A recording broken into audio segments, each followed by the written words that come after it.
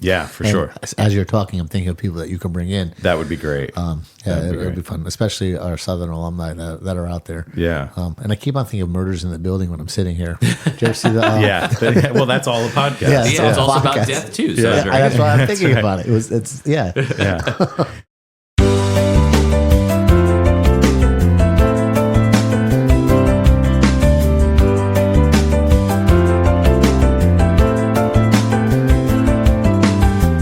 Hello, and welcome to the Sounds of Health podcast, the podcast that shines light on your path to improved physical, emotional, and financial well-being. I'm your host, Dave MacNiven, and our guest today is a good friend of mine, Frank Ladore, who has a number of different titles in his life. He works in the development department at Southern Connecticut State University, my alma mater. He was a professor of a public health course called Death, Dying, and Bereavement. That was a course that I was actually a guest lecturer at a few times, and that's going to be part of our conversation today. Frank also works as a consultant for a school security company with a product called Campus Shield, and he's the proud owner of Frankies Bar and Grill in Hamden, Connecticut. Frank, I'm excited to have you here today. Thanks for joining us. Oh, thanks for having me, David. I really appreciate it. Sure. So I know there's a lot of things for us to talk about. So in the context of what we're doing here with this podcast, there are a lot of things that you've done in your life that I think fit in. I think the focus of the conversation is going to be on that course and the years you spent as a professor teaching that course. It was an honor for me to be there and to talk to the students. I think I did it a few times in person, and then you kept it going during the pandemic as well. So The last time I was there, I was on Zoom, which was a really different experience. But that course, you know my story. I told the story through that, and I'm sure I'll share more on this podcast. But it really gave me an opportunity to formalize my story around the people that I lost in my life, and so it was a really cathartic experience for me, and it was nice to kind of be in that kind of class and to share that experience. One of the things too is that you and I have known each other for a very long time. I've considered you family for many years. Right. We have lots of different connections, but one of the things that I've always noticed about you is you've always had that entrepreneurial spirit. I think you and I have crossed paths in many different ways over the years. We've worked on various projects together, toyed around with getting into business together a few times. So that was always really exciting to me. And also just the fact that in your role at Southern and in your life in general, I've always noticed that you put yourself out there more than most people in trying to help others. You've been involved in politics and local politics and all of those things. So let me stop talking for now. Why don't you tell me a little bit about what you're doing and your background and your story? Right, great. Again, Dave, thanks for having me. This is awesome that you're doing this. I love this. Well, I've been at Southern, and this is my 35th year anniversary. Since I was a student. I came to Southern in 88, and I did teach that Death, Dying, and Bereavement course for over 14 years. People say you teach a death class. That sounds so morbid. And I'll tell a little bit about, I'll tell my story on how I got into this class. But sure. The course is a public health course called PCH 450, and it's not about death. It's about life, and it's about dealing through the grieving process, and it's about people like yourself coming in and telling their stories and how they dealt with loss and suffering, but it's also about how people overcome their grief. So before I get more into the course and how I got into it, I'm going to tell a little bit about myself and my story. Of course, please. So I was born in Port Chester, New York, in 1970. I'm one of 5 brothers, which I think you know them all. I do. Danny, Michael, Tommy, Joey, and me. Right. The youngest and the oldest are 17 years apart, and I think it's important. People are like, 17 years apart, that's a big gap. That's almost like 2 different families. So I'll tell you a little bit about that and how that all occurred. My mom and dad, Dan and Marianne, had Michael and Danny when they were in their late 20s, early 30s. They lived in New Jersey, Asbury Park. They traveled around. My father was very entrepreneurial, like myself. Right. Yeah. And when my father was in his 30s, he got cancer. It was a form of stomach cancer, and rest in peace to Toby Keith, who just passed away with stomach cancer. Most people don't know stomach cancer is probably one of the most common cancers there is out there. So he got stomach cancer, and my dad was a fighter, and he fought it, and he beat it. And then he went into remission, and now about 35 years old, and they moved to Port Chester, New York, to be closer to family, and my mother always wanted a girl. So she kept trying. She tried, and then she had Tommy next, and he's not a girl. And then they had me, and I always say I was the closest thing that they got to a girl because I'm the most sensitive. Right. And then they had Joey, and he's not a girl. Sure. Yeah. So 5 boys. She never got her girl. Ironically, she did. Her first child was a girl, but lost at birth. Oh, wow. A lot of people don't know that when I tell my story. Yeah. So here we are living in Port Chester, and when I say my father was entrepreneurial, he owned the town newspaper. He was a car salesman. He owned the town garage. He actually started his own business. He used to send my mom out to car dealerships with a big tape recorder and pocketbook, pretend to buy a car, tape the interaction, and my father would analyze the sales and bring it to the owner of the dealership and say, this is what they're doing wrong. Now, they have that now. That's amazing. They call spotters now. But in the 70s, it didn't exist. So my father was way ahead of his time. Yeah. Now, really quick, so he owned a newspaper. Was he a writer as well? He wrote. He was... So I want to back up for a second. When I tell this story and how I got started to tell my story, I'm getting a little more detail with you because I'm sitting down, usually standing up, walking around. I have a half hour. So he was a writer. He was an actor. He sang. Wow, I didn't know that. Yeah, there's a lot about my dad. And that makes a lot of sense. I'll talk a little bit about how I learned a lot about my dad. So that was just one example of his entrepreneurialism. He's also involved in politics. He was the trustee. He was a police commissioner. As you know, I just recently became a police commissioner. Right. Yeah. And during this podcast, we'll talk about how the universe is pretty powerful and how everything happens for a reason. So anyway, he was really prominent in this town of 2 square miles, a few thousand people, Port Chester, New York. Most people know Greenwich, Westchester. It's the first New York town after Connecticut. When I was, I think, 9 years old, my father, his cancer came back. We used to live right behind a hospital. So we weren't really, he would go to the hospital a lot for treatments. We weren't really allowed to go in the hospital because we were too young. I would sneak in a lot. There's a story to that later. But he fought for 2 years. And I remember my mother used to say to me, she goes, every time he was coming home from school, she would say, go into the room, go talk to your father. Yeah. Because not really understanding he was dying. I didn't know that. I just thought he was sick. And I would go into his room after school, and he would be sitting there with a big yellow pad and a pencil, and he would just be writing things. And that was one of the memories that stick with me all the time. Don't remember what we talked about. Don't remember what his voice sounded like. Don't remember a lot, but I just remember those visions. So when I was 10 years old, my dad passed away, and it was a spectacle. So there was his newspaper, and there was a bigger Daily News in town. And the Daily News had the front page, Ladore dies. That's how well known he was. Yeah. They wanted to put a flag on his casket.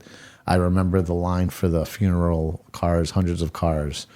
I also remember sitting in the funeral home with my brother Joey, kind of like people coming through saying, I'm sorry. And I'm like, why are they sorry? Do they, as a child. Yeah. You don't get that. Yeah, you don't understand why they're saying that. So it was sad, and I was sad, but it wasn't like, it was more of a spectacle and an event than it was someone dying. What was really sad was how hard it hit my mom. My mom loved him to death, and pardon the pun. Yeah. And she took it hard. Another thing I remember when he died was my mom would be sitting there with people around and start crying, and I would come up and try to console her because I was the sensitive one. I wanted to console her. And aunts and uncles would try to push me away because they said, if you go up to her, she's not going to cry. You know how hard that is for a 10-year-old where you're trying to console your mom and people are pushing you away. So she had a tough time of it. So here she is. she's got a newspaper she's got to run. We used to have to go to upstate New York to get the printing, so it wasn't like it is today. Right, not as easy. She was trying to sell the garage that he owned.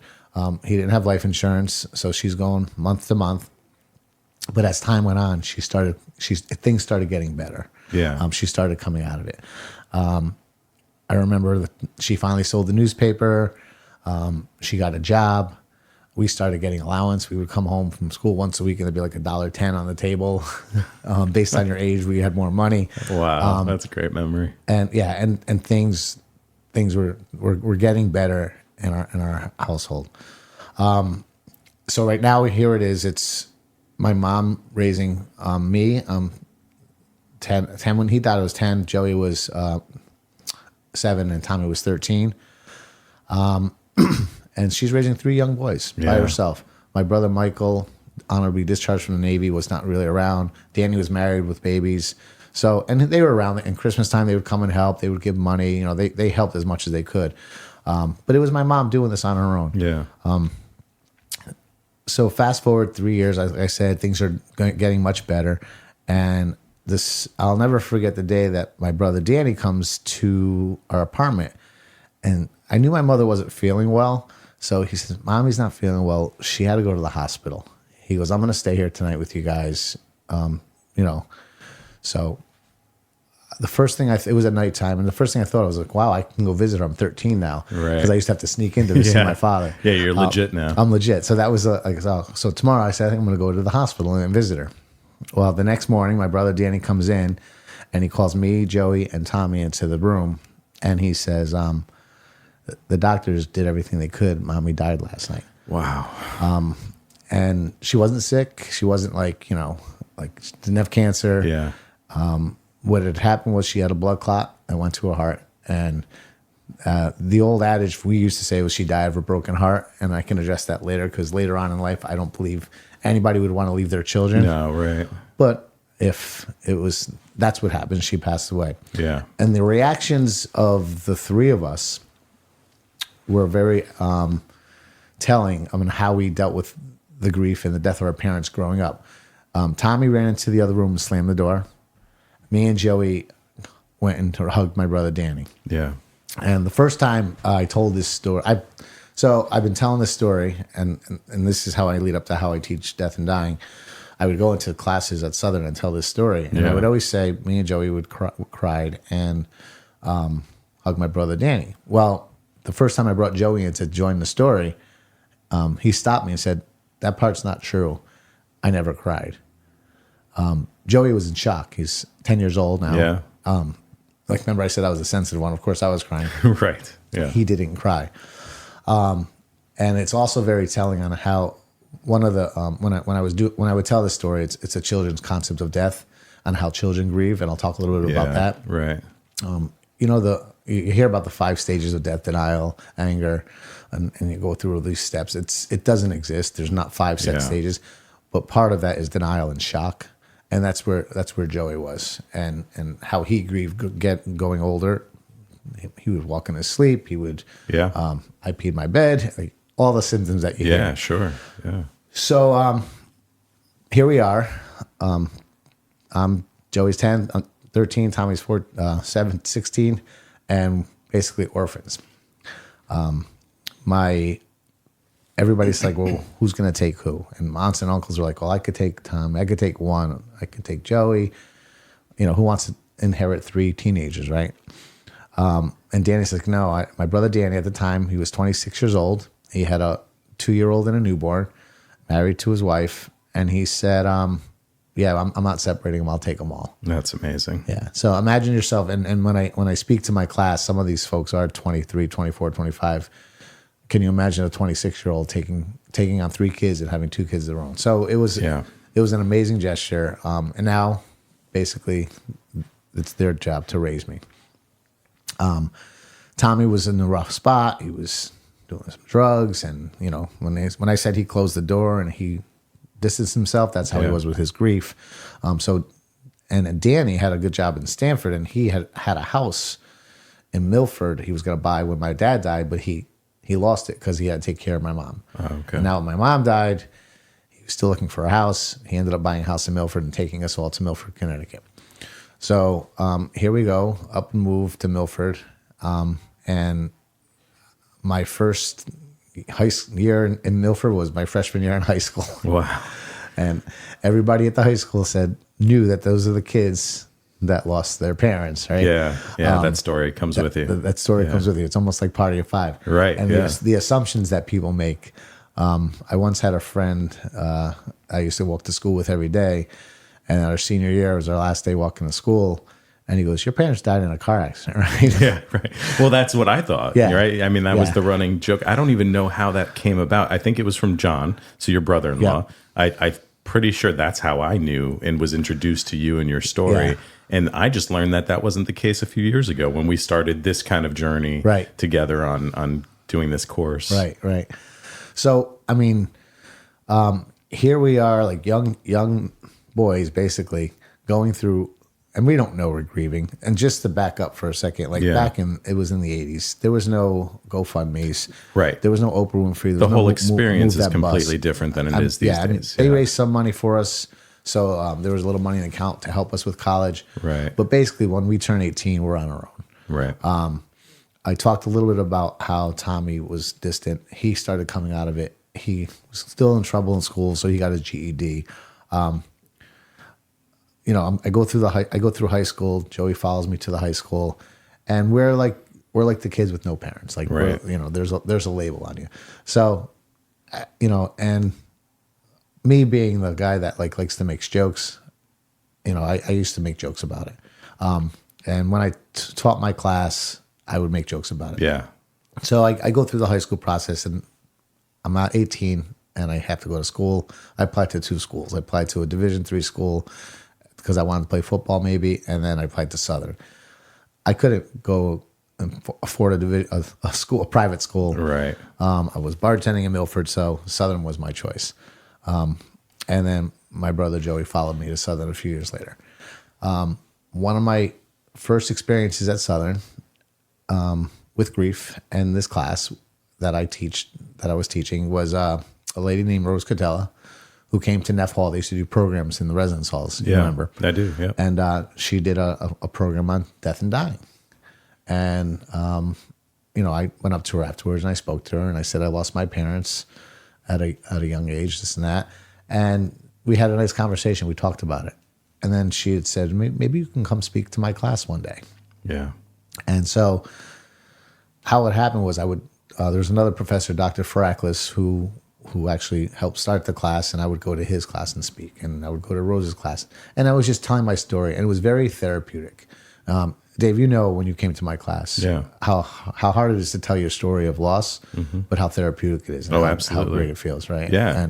And by the way, you were awesome in my class. Thanks, I appreciate that. It was great. I was also in attendance for a number of the people you had there, so I got to see a few different stories and how everybody's story was different, how they approached it differently. Yeah. And that was one of the best experiences for me, was just seeing how everyone was dealing with this grief, this profound grief that they were experiencing in their life in different ways, but there were so many things that were similar. Right. Yeah. Well, that's a nice segue into how I actually started to teach the class.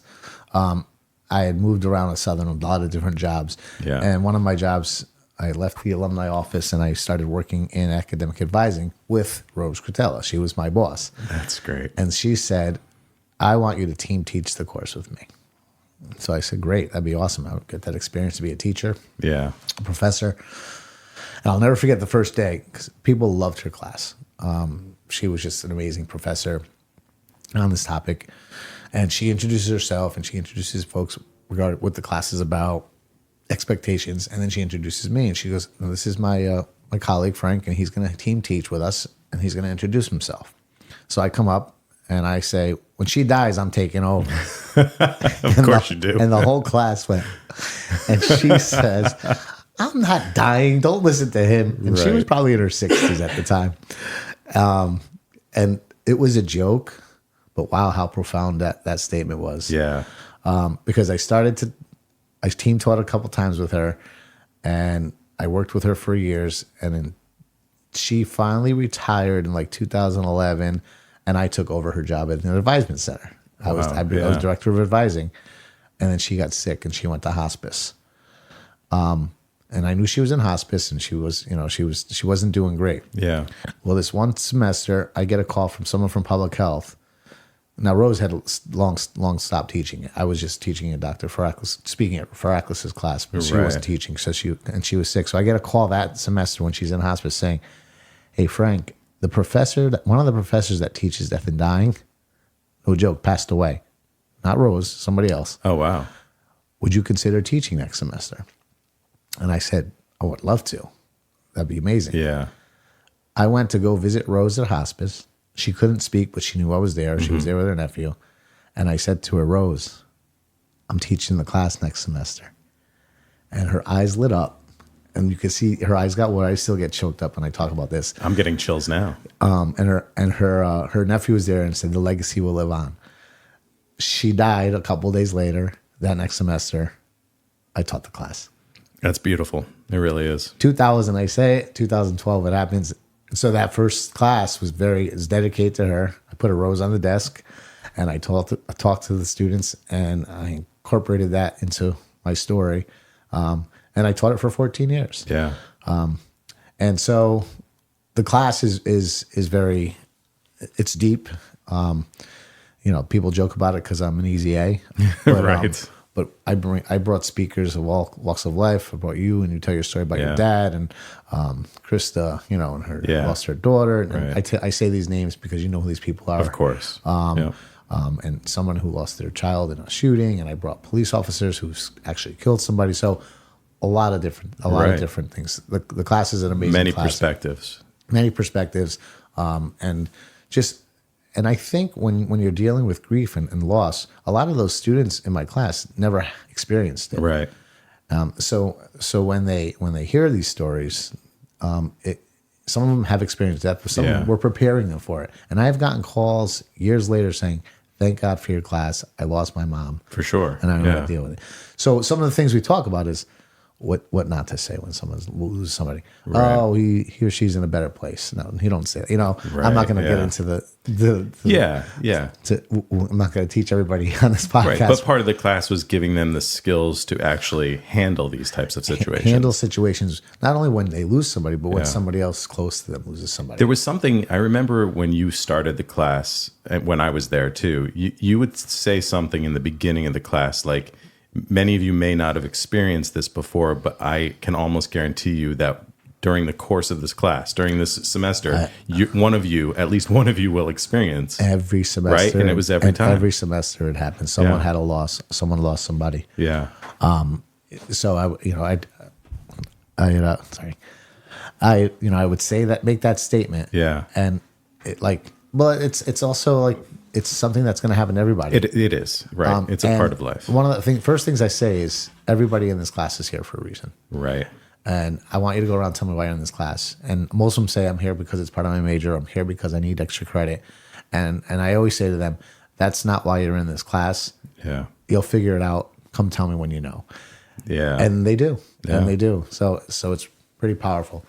So one of the things that I talk about in my presentation is whether you believe in God or whether you believe in a higher power or the universe, I'm in that room telling my story for a reason. They're in the room for a reason. You come to speak to my class for a reason. I believe the universe is very powerful. Just the fact that I said I was going to teach when Rose dies, and I teach it. Yeah. But I want to give a couple examples of how I believe when you lose somebody, they never really leave you. And you might have some examples of that too. Of course, yeah. I'll give you 3 quick, what I call God winks. God, because I do believe in God. I consider myself a spiritual person. Yeah. And I tell people, you don't have to believe in God to believe in this higher power of things happening, especially when you lose somebody. Yeah. So when I was getting married, and I never realized this until I was doing a presentation, and it came to me in the middle of a presentation.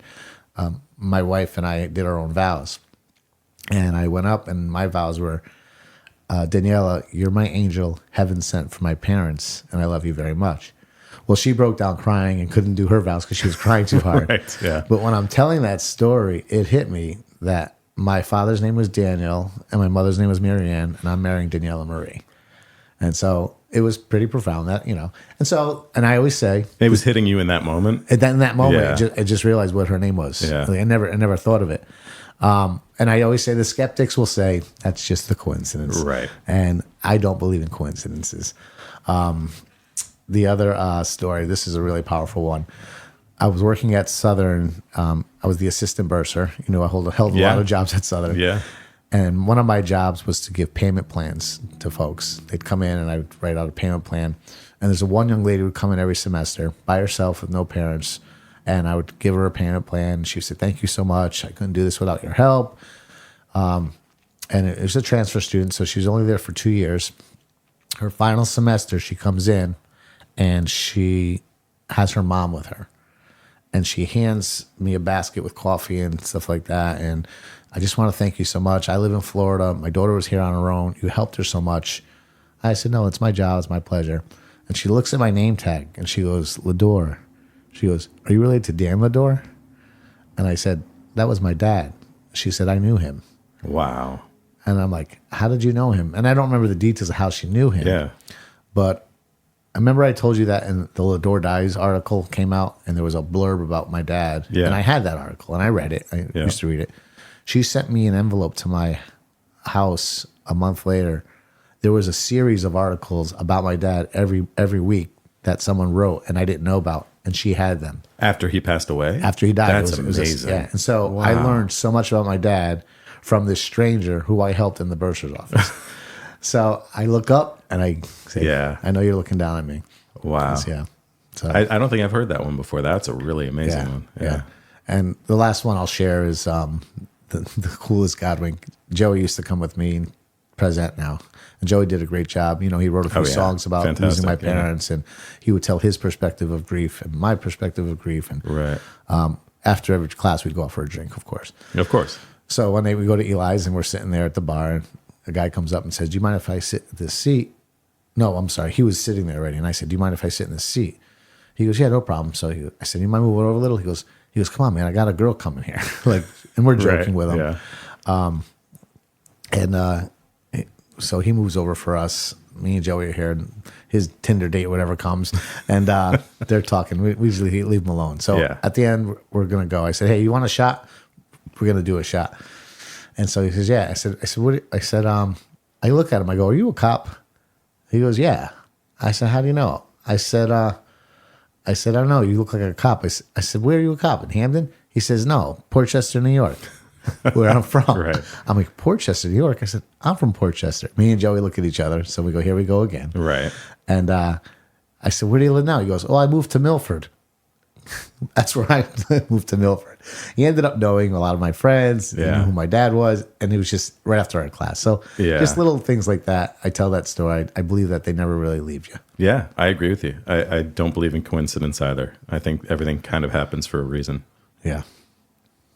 So I've heard a lot of those stories before, but I love hearing them every time because they are such a reminder of, that fact that the people that leave us are never really gone. And we do carry them with us. One of the things that I loved about going to your class and talking was being able to formulate my whole experience around that. I won't go into the details of that story and that grief, but there was a period of time when I had lost my dad. I was 23 years old. And over the course of a few years, I lost a lot of people. And it seemed like there was this heavy, dark cloud that was hanging over my family for a little while. And one of the ways that I coped was in writing and through the arts. And so I know that you and Joey have done that with the music and, I think teaching as well as an art form. So it's one way that you've done it. During my time at Southern, had written a play called Heroes Never Die. And Jason, our producer, was cast in it. So Jason was the lead in that play. He was basically playing the character that was based on me. Wow. And then now years later, we've reconnected and he's a part of this podcast and we're working together. I should have taken it further. I should have picked up on your mannerisms and did a good Dave impression. Well, it's never too late. Maybe we'll revive it someday. But those are the types of things, right? And when I was in your class and going to listen to the other speakers, some of those stories were just heart-wrenching, but it was amazing and uplifting to see what people were doing. And many of them were motivated by their loss. and we're doing things to make the world a better place. So that's something I think too is, we can let these things overwhelm us and destroy us, or we can use them to do more. Right. And I just want to read something to you. Yeah. Which hits home. And this is how I start off. When I started my presentations, it's a small presentation at school, but in a classroom. Well, I started to do bigger ones and inviting more people. And I started off by saying, grief is a series of responses that happen in order for you to form a new and integrated identity as someone who has lost someone you love. Death implodes your life, but grief puts it back together. Grief is good. So, and that's what I want to. That's what I want to kind of hit home to people. It's so hard to lose someone. Yeah. And there are people that's like, and I get calls. I still to this day, Facebook messages, calls. Can you talk to me about it? I'm not a licensed. I do have a master's in counseling, but I'm not a licensed grief counselor. Right. I thought about going to get that.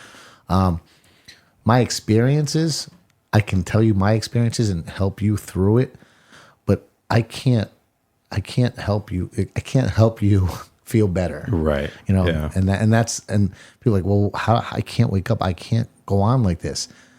You will wake up. You will go on like this. You have to. Right. You have kids, say, or Yeah. I mentioned Krista Duran earlier, who lost a 5-year-old to an awful brain cancer. Yeah. It destroyed her, but she wakes up and she went on and she did what you said she did. She found a purpose and she started blogging. She's amazing. And when she comes to my class and speaks, she changes people's lives on I agree. on their grief. So there is, I don't teach the class and tell the story for people to feel sorry for me. If my parents don't die at a young age, I'm not the person I am today. Yeah. I'm not at Southern. For sure. I don't meet Daniela. I don't have these beautiful kids. I believe it's a series of things that are supposed to happen. Right. So if I can say anything to your listeners, especially those who have lost somebody, it sucks. Yeah. And I'm not gonna come up to you at the wake and say you're gonna be okay, because you're not gonna be okay. Right. Yeah. But you're gonna get better. Yeah. And how that is, I don't have a magic pill to release. And people think, well, call Frank. He's been through it. I can't. Right. All I can do is listen. Yeah. Tell you how I did it, and then hopefully, you will get better. Yeah, you will. I personally think that it never goes away. That pain will always be with you. It changes. It changes form. How you deal with it changes, and it doesn't mean that life isn't going to be incredible and amazing again, because it is. You do move on to other experiences. You meet other people. You have kids. You whatever it is that you're doing with your life. That grief's a part of you, and it doesn't go away, but it does change form. And I think that's something that, when you're going through it, you don't realize. You don't realize there's a light at the end of the tunnel. You don't, it feels so dark in that moment. Right. I don't, my wife jokes about it when I was teaching the class. She goes, how often are you going to tell this story? It's been 30 years now, and now it's been 40 years. And it's not about me anymore. It's about how this story can impact other people and get them through what they're going through. But like for me, I don't think I've cried about my parents in a while. Like there were times where I'd watch a movie and I would get upset and emotional. Sure. But I do talk to them. Yeah. Probably every other day, every day, watch over me. Yep. And I find myself, well, as we get older, Dave, more and more people. We're losing more and more people. Yeah, it happens. And so I started talking to my Uncle Frank and Joe Rossi and people that I've lost that I'm like, well, my parents aren't the only ones up there. And that's what I do believe that. I believe, some people believe that they're gone forever. I speak to them. A few times I've had mediums come to my class. Yeah. That's some powerful stuff. Again, skeptics don't believe it. They think it's all coincidence, but anything to help these people get through it is what I want to do. Yeah. And I don't think you're done telling the story. So that's my opinion. I don't think I'm done telling my story. I think it's a big part of who we are. I think that one of the biggest things for people is to know that they're not alone, that there are other people. Everybody's going to experience it differently. Every situation is going to be unique, but to know that other people are also going through it. Right. It's important. And to your point, I brought Joey in to help me with my story, and it made the story much broader because I had another perspective. Yeah. One of my goals would be to bring all my brothers in and get their sides to the story. Yeah. Because they all grieved. Right. You know, I don't think my brother Tommy ever cried until like a few years ago, you know. And he went through it totally different. Well, I might need to buy more microphones because that would make a good podcast episode. It's like have the entire we could family call on. it Party of Five. Exactly. The Ladore Party of Five. That actually is a great idea. We'll make that happen. Yeah, we'll make that happen. We'll bring Michael in. That would be great. So really, you think about it. I lost my parents at such a young age, and at the time, I didn't have grandparents. I lost all my grandparents. Yeah, I lost an uncle. Yeah.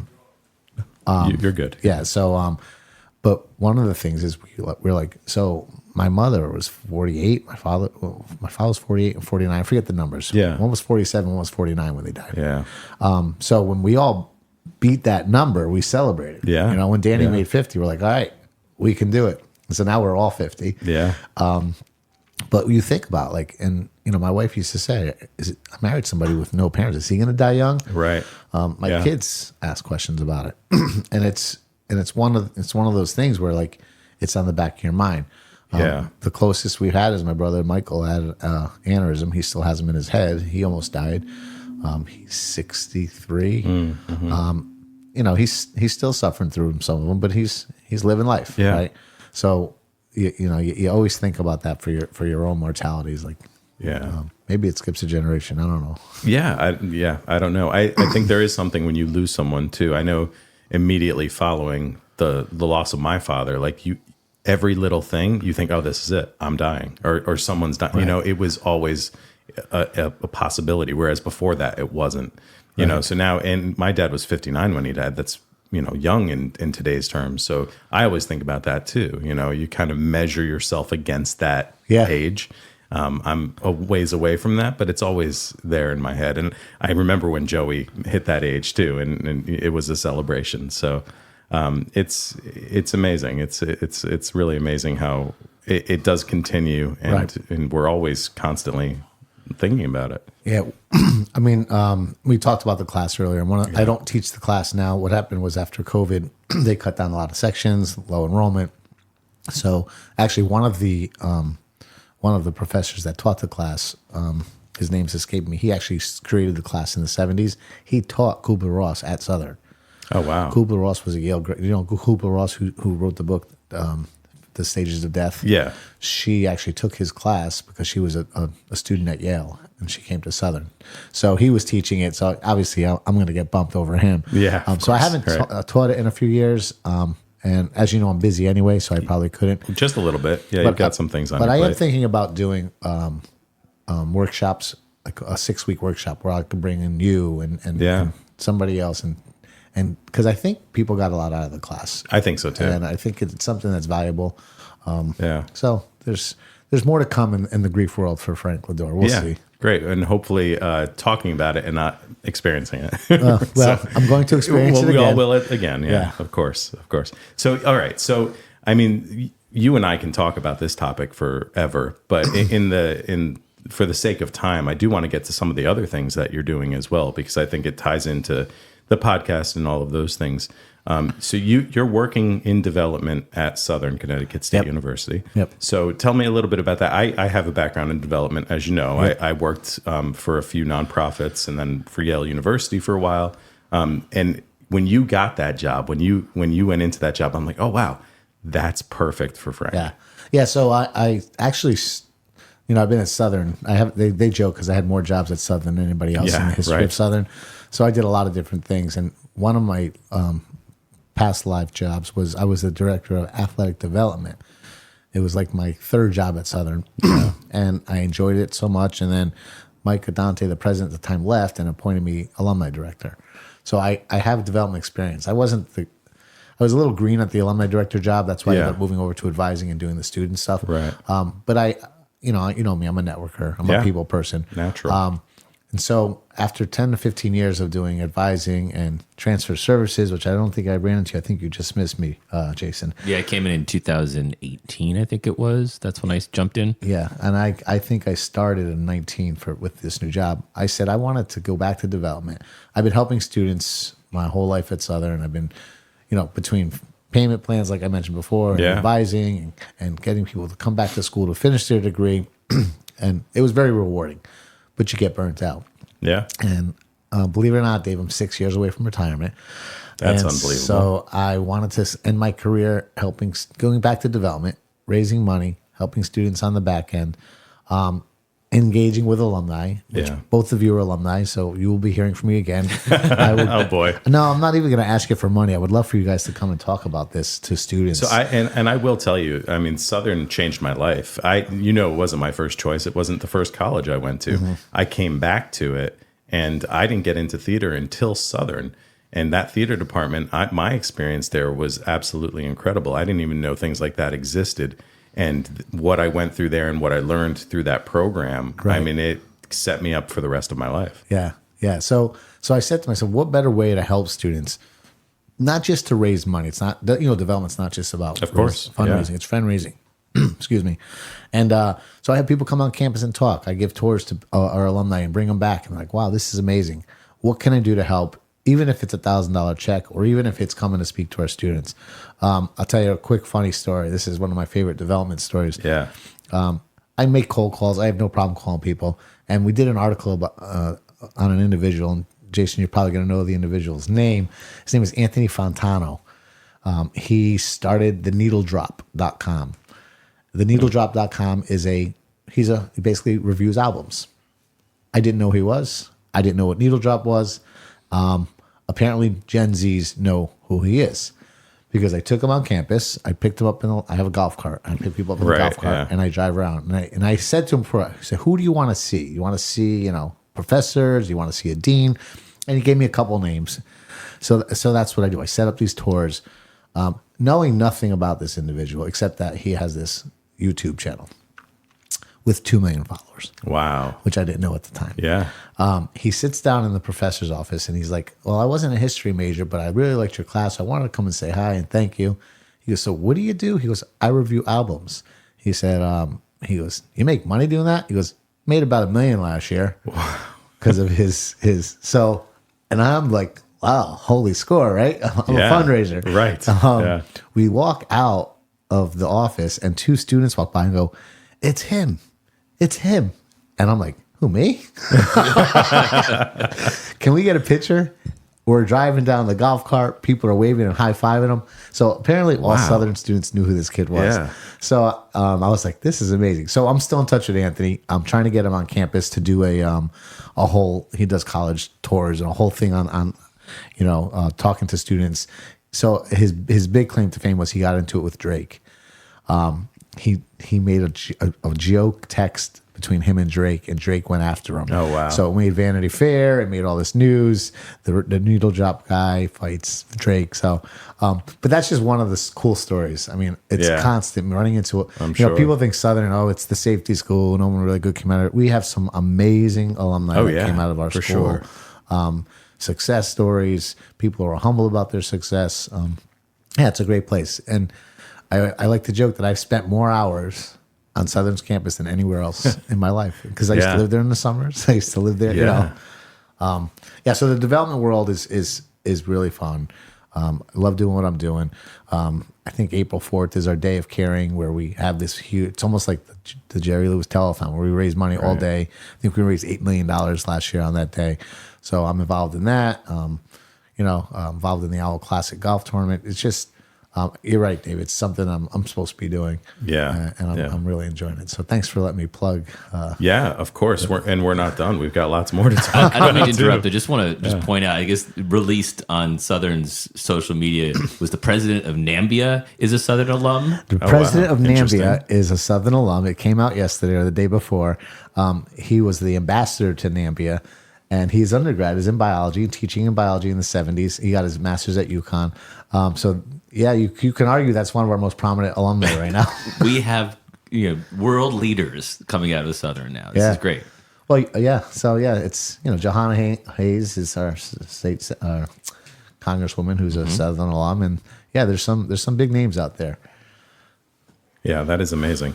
It's a great school, and it's grown in the years since we've been there. And it's nice to know that there's still people like you there. Mm-hmm. And I'd love to get back at some point. I met my wife there, so really it changed my life in so many different ways. So now we've talked about Southern. I do want to give a shout out to that Day of Caring, and we can put that up as well on the social media. So I want to make sure I get you the right date. I think I said April 4th. You said April 4th, but we'll make sure. We'll make sure. So we can put that up on our social media as well. So the next thing too is and this is another thing I'm really interested in talking about is this consultant position that you have. So you said that there's a product that you're working on called Campus Shield, and I'd love to just hear more about what that is and what your role in that company is. Yeah, sure. So a few years ago, because I work at Southern, I had a friend of mine call me and say, "Hey, do you know anybody at Southern, like in the security or police, that I can talk to?" I said, "Yeah, I do." I said, "What is it about?" He said, "There's this product called Campus Shield, and it's for school shootings, and it's in a couple schools right now, and it was in a couple universities, and basically what it is you install these radio frequency antennas on campuses, whether it's college, high school, and every administrator or you could give it to students carries a fob around their lanyard, and it's almost like a panic button on your person." So, banks have the panic buttons underneath the desk. Well, you're in a school, you're teaching history, and someone comes in and there's a gun. You hit it. It, first of all, goes right to 911 of your local police department. Shows where the person is. If the person's on the run, you can track the person. And if multiple people press it, to send in the cavalry. Right. And it activates the cameras. So cameras are great in schools, but they're all post-mortem. Yeah. You got to go afterwards to see what happened. This activates live cameras. So, in some of these school shootings, the biggest problem was speed of response. Of course. And all these people died because of speed of response. This is instant 2-second speed of response. So when my friend told me about this product and I watched the news article about it, I'm like, yeah, I can get you in touch with someone from Southern, but I can do a little better than that. I said, I'm really interested in getting involved. I said, I'm involved in politics. I know a lot of mayors. I know a lot of police chiefs. Let's talk. And so I met the owner of the company. We hit it off. And so when I say I'm a consultant, I don't work full time for them, but I basically get them meetings. I get them in front of people to sell this product. Yeah. We went to one town and I had a meeting with a mayor who I was very good friends with. And he says, "You know what? I like this a lot." He goes, "I want to pilot in my town hall." I said, "What?" He goes, "Yeah, people are coming to pay taxes. They're angry. They're mad. I want my employees in the town hall to be safe." We installed it in the town hall of this town. I don't want to say it right now, but yeah, that's fine. And it works, and it just makes the employees feel safe. Knock on wood. How do you measure this? You don't want to ever have to use it, right? But it's not just for shootings. If someone has a heart attack, you press it. You remember the commercials? I fall and I can't get up. Yeah, sure. It's basically that. Yeah. But the technology is much better, and it's all radio frequency. There's a ton of companies out there, a ton of apps, Wi-Fi. These school buildings don't have any Wi-Fi. They don't have any service. Police and fire and army, what do they use? Radio frequency. So this company uses radio frequency. So, again, it's not something I put hundreds of hours in, but I am working with them to try to get this out. They want to break through in Connecticut. They have a few things in Mass, a few in New York. And so it's another little side hustle. And it all goes back to helping. Yeah. Right? And the mental health issues we have in our society, it's awful. So if we can, anything we can help to alleviate that. And one example that this product was used was a girl at a high school was being bullied. They don't want to give it to students because of all the false alarms. They want to give it to faculty and staff, but they gave it to one student. They got the parents' permission, and the student had it. And if she was going to get bullied, she would press it. Oh, wow. And it doesn't have to go to 911. It can go to the office. Yeah. So a lot of uses for the product where we haven't broke through yet. We have a couple of things lined up. And Dave, you know me, I have a couple side hustles. Yeah, just a few. My wife always says, you should be a millionaire, but you're not. But I said I have $1 million kids. Right. Yeah, exactly. So, it's something that I'm pretty passionate about. Yeah. And, the president of the company and a couple of consultants we brought on are amazing people. And if nothing else, I made friends for life. Yeah. And I think that's amazing. I mean, that here in Connecticut, we've been impacted by this, and it's such an important issue that we've been facing in this country for so long. You and I have talked about it a number of times. Right. And we know people. We know people that have been affected by these horrible school shootings. And to have solutions out there, It's incredibly important. I'm glad that there are people thinking up these solutions, and especially something like that can really be used as a deterrent for it as well. Yeah. Because if people know that this is what they're going to have to deal with, then it's going to hopefully help to stop them from committing these crimes. And so it's a really important issue, and I think it fits in with who you are and what you do as well. Yeah, and the connection between Southern is funny because we have a reflection garden at Southern, honoring the teachers, alumni that died at Sandy Hook, and one of the teachers that passed, I actually met and not advised her. She came into my office for some assistance on something. So it's weird how the universe works again. For sure, And so that reflection garden, I drive by and I think about it. I'm like, this is why I want to do what I want to do. Yeah. It's pretty powerful stuff. It definitely is. It definitely is. And it's funny because it does tie in with the fact that, you get these opportunities because you're such a master networker. You're out there, you're talking to so many different people. And so all of these roles that you have, you're constantly connecting people, which I think is a really great thing. It's something that I try to do in my career and with my business as well. But it does bring you now to the fact that you own a bar, which again, so every time you get one of these positions or you have a new endeavor, I know your wife is like, oh my God, really, Frank, another one? You're not a millionaire yet. But for me, I'm like, oh, that's perfect for Frank. I know. But I don't know if any one of them really is as perfect as this latest. So it's so funny you say that because I've been thinking about it. And all, Dave, I've been involved in a lot of side hustles, a lot of projects. I think this is the one I might make some money on. Right, I hope so. It just so I don't know if you know this, but as you know, my parents died at a young age. Yeah. And when I was 15, 16, I needed a job.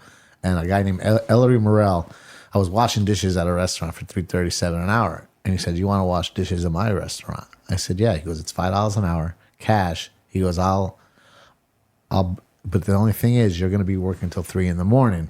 It was a nightclub. Yeah. I'll bring you there and I'll bring you home. I used to babysit for his kids. Ask your brother. So I asked Danny if I could do it. Danny said yes. So I'd go into work with Ellery, the owner of the nightclub. He'd bring me home at 3 a.m. and I was making $5 an hour. That was when I was 16 years old. Once I turned 18, I was basically flipping bottles. I knew how to bartend. Yeah. So I said to myself, I'm going to go to Southern. I'm going to be a marketing major. I'm going to own my own bar. And it never happened. Right. Yeah. Until today. Yeah. Long story short, there's a facility down the street from my house called CFC Arena. You're aware of it. And it's a soccer arena, lacrosse, and there's a little bar and grill there.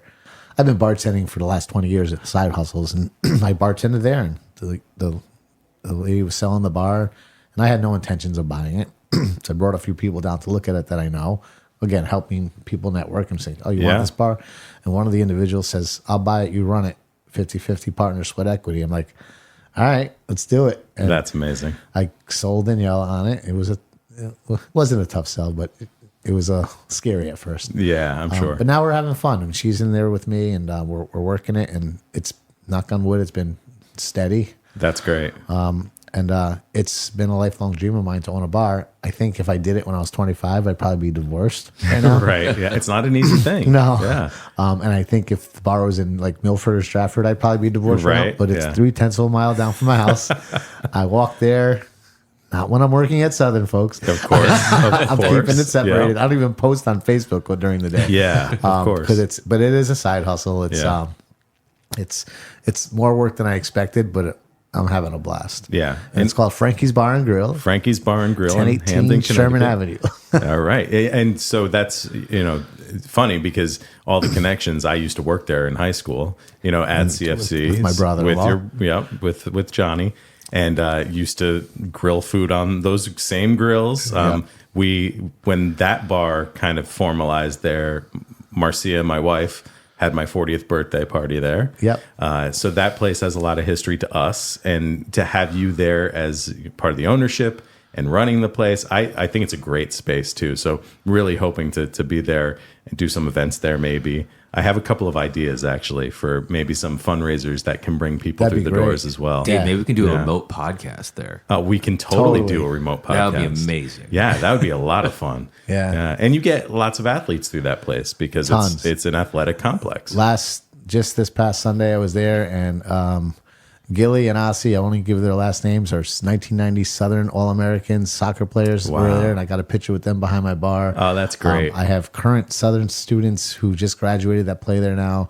So there's a lot of connections with Southern. Yeah. And you talk about the connections of Sherman Avenue, where Johnny basically built that place and you helped build that place. Yeah. Matt, fast forward 30 years and me and Daniela are in there working it. Yeah, right. It's crazy wild. how everything happens. And It definitely is. Yeah. It's amazing. But that's part of it goes back to that whole no coincidences thing, right? Right. This path, when you look back at it, there's just so many connections there that you're like, oh, this makes sense. Yeah. Yeah. Makes perfect sense. Yeah. That's great.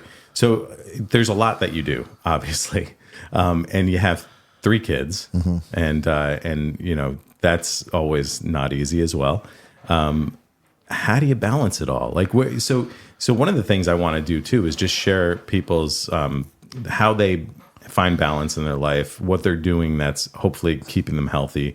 Can you speak a little bit about how you're handling and managing everything? Yeah, it's not easy, but I'm a hyper person, so Yeah, right. A lot of energy. I will confess, and I did listen to a part of your podcast, your first episode podcast, and I started to feel guilty because I don't exercise as much as Mr. McKeon does, or as much as I should. Sure, I am finding that working the bar, I'm getting a lot more steps in.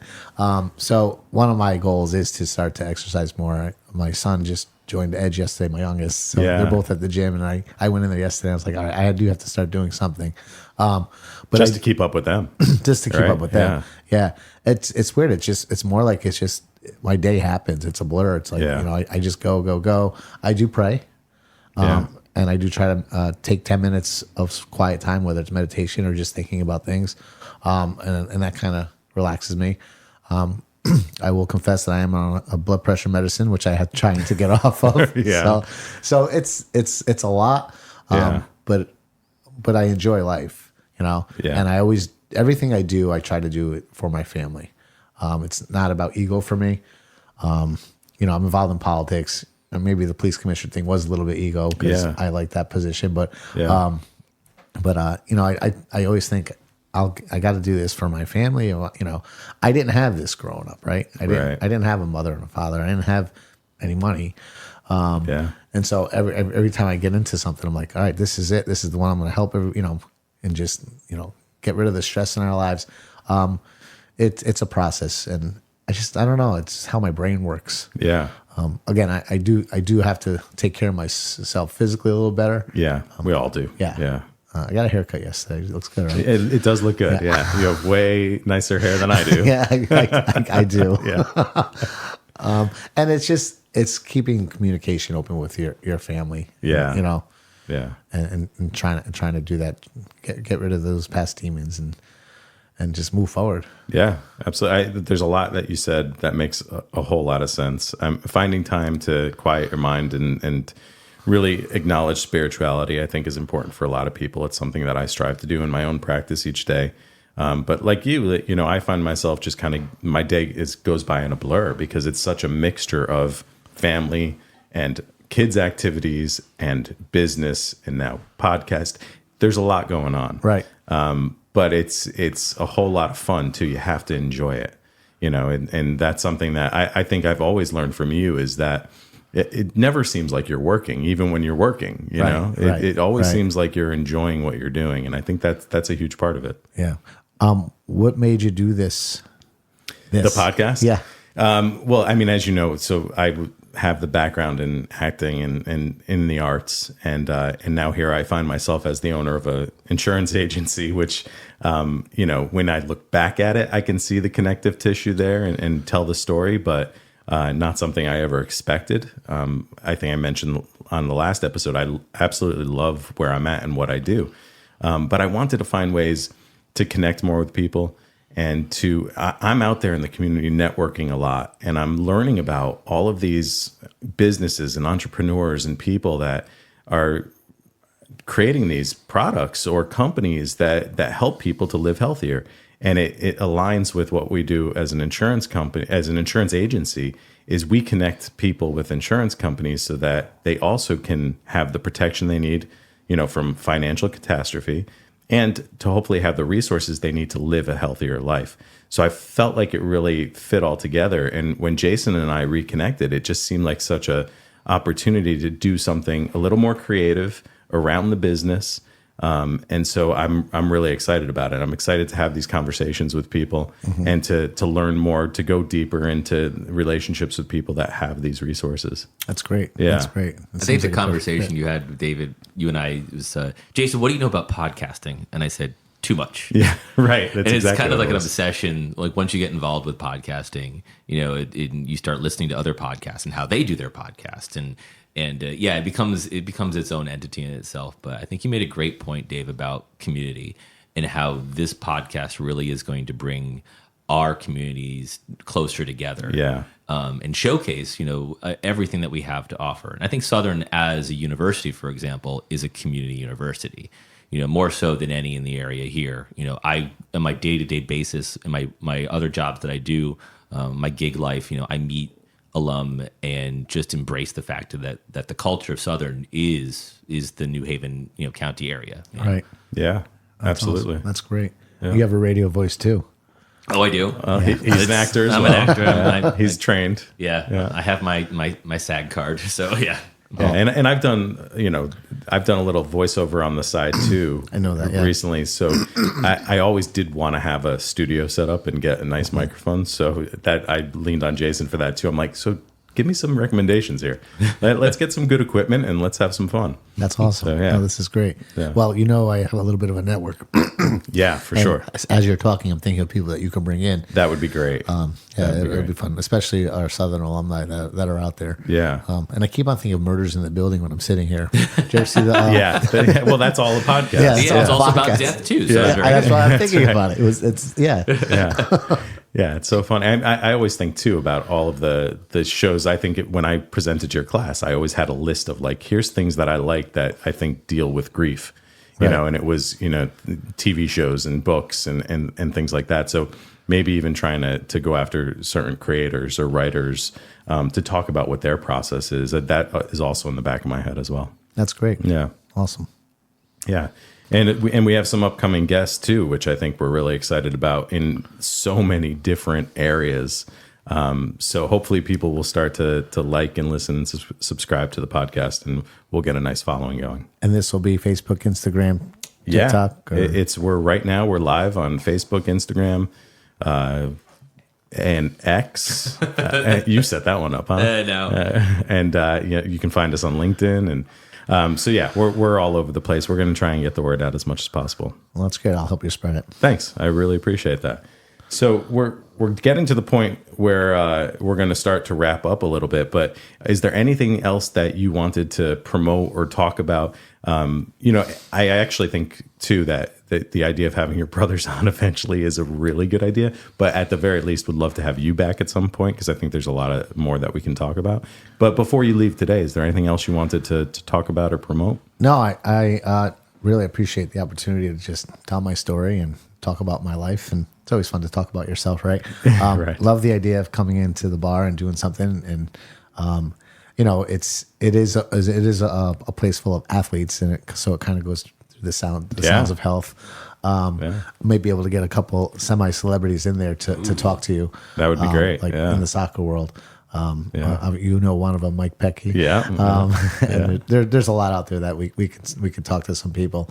But I think you let me promote my my two big side hustles, so I appreciate that. Of course. And most importantly, you know, my job and my goal in helping Southern students. So if you know, if anybody wants to get involved, if anyone wants a tour of campus, you can put my information up there. I'm always looking to bring Southern alumni back to campus, and I don't know if you did the tour of the HHS building. And every single time I walk on campus, there's a new big building. Yeah. A new big, beautiful building. The new School of Business has a ticker outside. Yeah. And Bloomberg Terminal's inside. Our students learn how to trade. So it's just blowing up. So my job now is I call myself a really overpaid tour guide.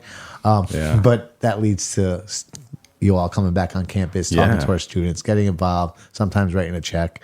And it's very rewarding. One of one of my biggest fundraisers I ever did was thanks to Dave, because he worked for Michael J. Fox Foundation, and I ran the New York City Marathon with the Michael J. Fox bib on. Yeah, that's right. I forgot about that. I haven't run a marathon in a long time. So maybe I'll start up again. I'll go listen to McKean's I'm doing podcast. a quarter marathon in a couple months. Are you? Yeah, in West Hartford. I'm doing the half in September. Yeah.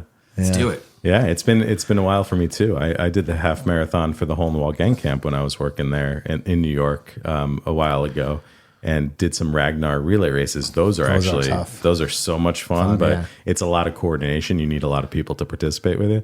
But for me, I'm just getting back into it now. So, well, maybe the reason why I'm here is to start running again. I don't know. Yeah, maybe. Well, I mean, you're at an athletic facility. You're promoting a bar. So doing shots. Yeah, exactly. So maybe to find some balance, we can start running again. Well, it's funny. I'll tell you a funny story. My wife was very nervous because I like my drink every now and again. Sure. Yeah. And she's like, don't become one of those bar owners, alcoholic bar owners. So we woke up on Sunday morning, and I was fine because when I'm working, I don't really drink. Yeah. And she was hungover. She goes, I'm more worried about me now.